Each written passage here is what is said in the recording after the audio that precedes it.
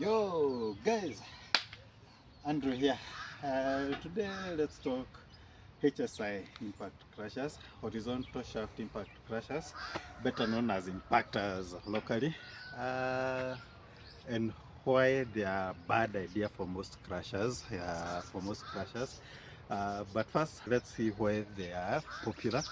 One, they are very popular for sand production.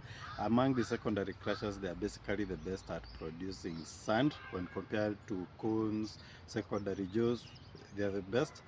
But they have some major disadvantages. The main one is maintenance. You see in Kenya, most crushers are using crushing basalt or granite, which are very hard rocks. And this makes the HSI or the blow bars of the HSI and the inner linings, they wear out very fast.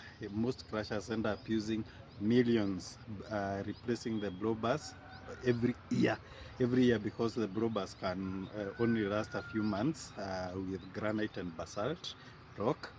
Other disadvantages we may tend to overlook is that they also use very huge motors compared to other secondary crushers.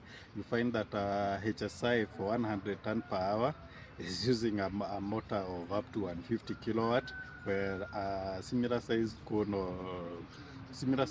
or jaw crusher would be using something less than 70 kilowatt. It's an overlooked but yes, HSI, bad idea in Kenya.